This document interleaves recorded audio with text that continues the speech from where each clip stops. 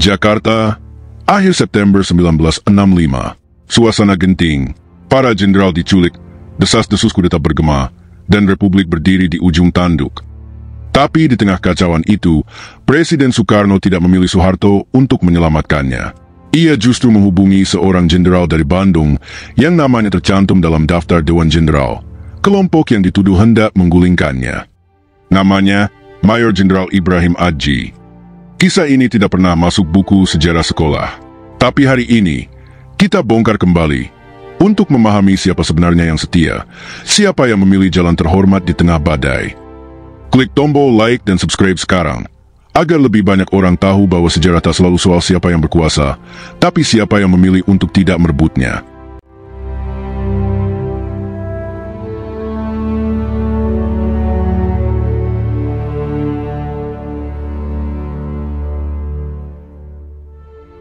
Peristiwa Gerakan 30 September 1965 atau G30S bukan hanya mencatat jatuhnya sejumlah jenderal Angkatan Darat dan bangkitnya Soeharto ke tampuk kekuasaan. Ia juga mengungkap babak penting tentang siapa yang benar-benar setia pada Soekarno di tengah runtuhnya kepercayaan dan konflik elit militer politik. Salah satu kisah yang jarang diangkat namun sangat penting dalam momen ini adalah tentang Ibrahim Adji, Panglima Kodam Siliwangi. Saat Jakarta kacau dan ibu kota lumpuh karena isu kudeta, Soekarno tidak langsung berlindung pada Soeharto, yang kelak justru mengambil alih kendali negara. Sebaliknya, Presiden memilih menghubungi Ibrahim Adji di Bandung. Dengan pilot jet kepresidenan Jetstar, ia mengutus Mayor Udara Subardjono mengantar sepucuk surat rahasia langsung ke tangan sang Jenderal Siliwangi. Isi surat itu tegas dan personal. Presiden meminta Adji datang sewaktu-waktu untuk menyelamatkan dirinya dari kemungkinan bahaya, serta diminta memberi perlindungan penuh kepada anak-anaknya. Dalam kondisi negara yang hampir runtuh oleh ketidakpastian, ini adalah bentuk kepercayaan yang luar biasa. Yang menarik, pada saat yang sama, nama Ibrahim Adji justru tercantum dalam jajaran Dewan Jenderal, kelompok militer yang dituduh hendak menggulingkan Soekarno. Mengapa Soekarno justru memilih Adji? Pertanyaan ini penting, bahkan krusial. Jika benar Ibrahim Adji adalah bagian dari Dewan Jenderal yang dicurigai hendak melakukan kudeta terhadap Presiden Soekarno, mengapa justru ia yang dihubungi secara langsung untuk menjalankan misi paling sensitif, menyelamatkan Presiden dan keluarganya dari kemungkinan bahaya? Jawaban dari pertanyaan ini tidak bisa dilepaskan dari kualitas relasi, rekam jejak militer, serta kesetiaan ideologis Adji kepada Soekarno. Ini bukan semata soal siapa yang memiliki pangkat tinggi atau posisi strategis dalam struktur militer, tapi siapa yang bisa dipercaya dalam saat genting, saat kebenaran dan pengkhianatan hanya terpaut satu keputusan. 1. Seorang Soekarnois sejati, bukan sekadar loyalis. Ibrahim Adji dikenal sebagai sosok yang bukan hanya menghormati Soekarno sebagai kepala negara, tetapi menghayati ajaran-ajarannya secara substantif. Ia adalah seorang Soekarnois sejati. Dalam praktik militer dan politiknya, Adji menunjukkan komitmen terhadap ide besar Bung Karno, nasionalisme radikal, berdikari dalam bidang ekonomi, anti-imperialisme, serta penolakan terhadap dominasi asing, khususnya bentuk-bentuk neokolonialisme. Sikap ini membuatnya menempati posisi istimewa di mata Soekarno. Di saat banyak jenderal mulai menunjukkan kedekatan dengan kekuatan Barat dan memainkan agenda konservatif dalam tubuh militer, Adji tetap berada pada garis ideologi Soekarno. Ia bukan figur militer yang pragmatis, apalagi oportunis. Dan Soekarno tahu itu. 2. Jejak integritas dan disiplin komando. Sebagai Panglima Kodam Siliwangi, Adji punya reputasi yang solid. Divisi Siliwangi bukan pasukan biasa. Ia adalah satuan militer yang lahir dari rahim revolusi, dikenal karena kedisiplinannya, ketegasannya, dan loyalitasnya terhadap Republik. Siliwangi telah ditempa oleh berbagai operasi berat, dari hijrah ke Jawa Barat dalam agresi militer, hingga menumpas pemberontakan di TII. Dalam kondisi rawan seperti tahun 1965, keputusan Presiden untuk memanggil Adji bukan hanya berdasarkan kedekatan pribadi, tapi kalkulasi strategis. Adji memimpin pasukan yang siap tempur, berpengalaman dalam konflik internal, dan, yang paling penting, bisa dikendalikan dengan instruksi langsung. Soekarno sedang mempertaruhkan nyawanya dan keluarganya. Dalam situasi seperti itu, kepercayaan bukan ditaruh pada figur populer, tetapi pada orang yang terbukti tak akan menusuk dari belakang. 3. Isu Dewan Jenderal, tuduhan yang tak selesai. Masuknya nama Adji dalam daftar Dewan Jenderal menjadi salah satu simpul ketegangan. Dewan Jenderal sendiri, menurut sejumlah dokumen dan kesaksian sejarah, adalah nama yang diberikan oleh PKI untuk menggambarkan kelompok jenderal senior yang diduga berencana menjatuhkan Soekarno. Namun, istilah ini penuh dengan kabut. Tidak pernah ada bukti formal bahwa kelompok itu betul-betul eksis sebagai lembaga atau memiliki agenda politik konkret. Justru, dalam studi-studi belakangan, narasi tentang Dewan Jenderal lebih banyak digunakan untuk memunculkan justifikasi tindakan G30S dan memperkuat propaganda. Beberapa jenderal yang dicantumkan dalam daftar itu sebenarnya memiliki relasi yang berbeda-beda terhadap Soekarno. Ada yang oposan, ada pula yang setia. Adji termasuk dalam kategori terakhir. Fakta bahwa Soekarno tetap memilih Adji, meski ia disebut dalam daftar itu, justru memperkuat dugaan bahwa tuduhan terhadap Adji sebagai bagian dari konspirasi kudeta tidak meyakinkan. Soekarno tidak akan meminta bantuan dari orang yang dicurigainya hendak menjatuhkan dirinya, kecuali ia benar-benar yakin siapa yang berdiri di sisinya. 4. Balasan yang tegas dan jelas. Surat balasan Adji kepada Soekarno adalah titik terang. Dalam surat itu, Adji menyatakan dengan tegas bahwa jika Presiden berada dalam ancaman dari pihak manapun, maka ia akan memerintahkan divisi Siliwangi memasuki Jakarta. Ini bukan ancaman kepada pihak luar, tetapi deklarasi kesiapsiagaan bahwa ia berdiri di sisi Presiden, bahkan siap menentang kekuatan militer manapun yang mengancam stabilitas dan otoritas sipil. Ini bukan pernyataan ringan.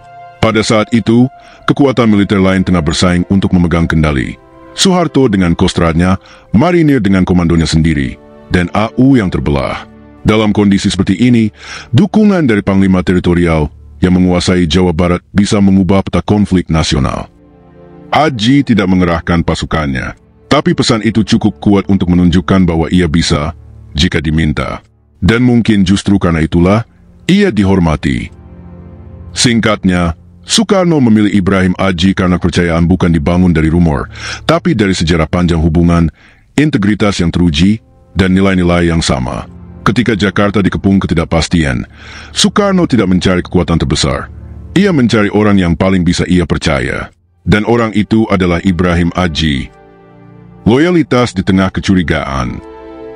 Keputusan Soekarno untuk memindahkan dirinya ke Istana Bogor setelah kacauan G30S bukan semata langkah taktis pengamanan. Lokasi itu berada dalam lingkup kendali Kodam Siliwangi, wilayah kekuasaan Mayor Jenderal Ibrahim Adji. Dalam dunia militer, wilayah adalah otoritas. Siapa yang menguasai wilayah, dialah yang bertanggung jawab atas keamanan, pergerakan pasukan, dan stabilitas. Maka ketika Soekarno memilih Bogor, itu adalah pernyataan simbolik yang jelas. Ia mempercayai Ibrahim Adji lebih daripada jenderal-jenderal lain yang saat itu berebut kendali di Jakarta.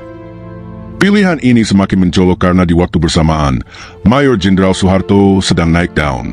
Dengan posisinya sebagai Panglima Kostrat, Soeharto telah bergerak cepat mengkonsolidasikan kekuatan, menguasai infrastruktur vital, dan mengambil alih komando operasional TNI AD. Dalam kondisi seperti itu, Soekarno bisa saja memperkuat dirinya dengan mendekat ke Soeharto, tapi ia tidak melakukannya. Sebaliknya, ia mengirim sinyal bahwa kepercayaannya masih tertambat pada Adji. Ini bukan keputusan ringan. Apalagi Adji adalah nama yang sempat disebut dalam Dewan Jenderal, yang menurut propaganda PKI tengah menyiapkan kudeta terhadap Presiden. Namun Soekarno tampaknya lebih percaya pada insting dan pengalaman personalnya daripada rumor politik yang penuh jebakan. Sehari setelah ia berlindung di Bogor, Soekarno mengirim surat pribadi kepada Adji. Sekilas, surat itu tampak sederhana. Ia meminta agar Adji menyelamatkan Angkatan Darat Republik Indonesia dari ancaman neokolonialisme.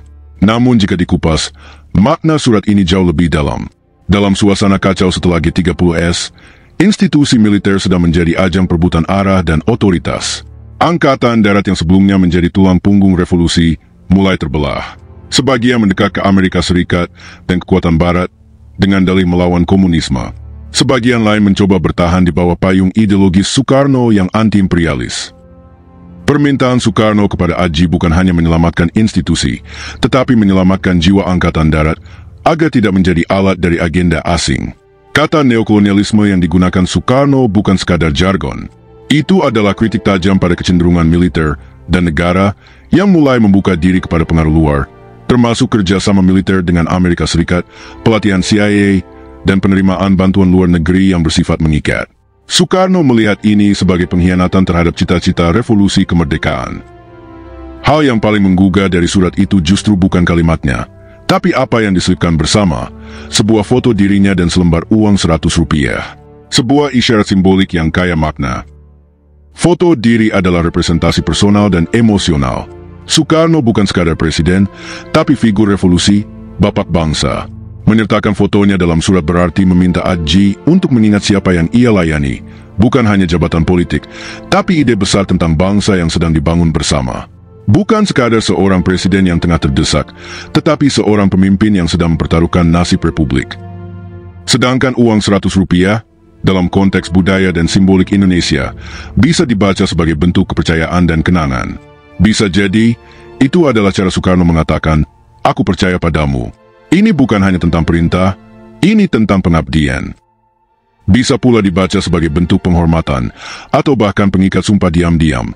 Sebuah ikatan kepercayaan yang lebih kuat dari kata-kata. Surat itu bukan hanya instruksi militer, ia adalah penggalan narasi tentang kesetiaan ideologis, di saat para jenderal lain mulai bermain dalam arena kekuasaan, kalkulasi, dan aliansi. Dalam peta besar sejarah Indonesia pasca tahun 1965, surat dan keputusan-keputusan seperti ini kerap luput dibahas. Padahal, inilah titik-titik penting yang bisa menunjukkan bahwa tidak semua jenderal haus kekuasaan. Bahwa masih ada militer yang tegak pada sumpah kepada republik, bukan kepada ambisi pribadi. Ibrahim Adji tidak menggunakan surat itu sebagai alat legitimasi untuk menguasai Jakarta. Ia tidak menurunkan pasukannya untuk mengendalikan situasi nasional. Ia tidak menulis memoar penuh pembenaran. Tapi justru karena itu, kisah ini penting. Ketika semua orang berbicara soal siapa yang naik ke tampuk kuasa, sejarah yang jujur juga perlu mencatat siapa yang memilih tetap setia tanpa menghunus bayonet ke sesama. Dengan demikian, loyalitas Adji kepada Soekarno bukan lahir dari tekanan politik atau manuver balas jasa, tapi dari kesadaran bahwa di tengah badai, nilai-nilai seperti kepercayaan, kehormatan, dan komitmen pada prinsip masih layak dipertahankan. Narasi yang terpinggirkan. Sejarah, sebagaimana sering dikatakan, bukan hanya soal apa yang terjadi, tetapi siapa yang menceritakan dan bagaimana ia diceritakan. Dalam konteks tragedi tahun 1965 dan perubahan politik besar yang menyusul setelahnya, narasi resmi yang berkembang di Indonesia dibentuk oleh satu poros kekuasaan dominan, Orde Baru di bawah Soeharto. Narasi itu tidak netral, ia dibangun dengan agenda tertentu, ditopang oleh media negara, kurikulum sekolah, film, dan doktrin militer. Dalam narasi tersebut, tokoh-tokoh seperti Soeharto dan jenderal-jenderal yang berpihak padanya digambarkan sebagai pahlawan penyelamat bangsa.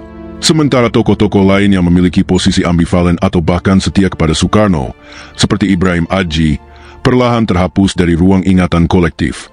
Bukan karena mereka tidak penting, tapi karena mereka tidak cocok dengan skenario politik yang tengah dijalankan.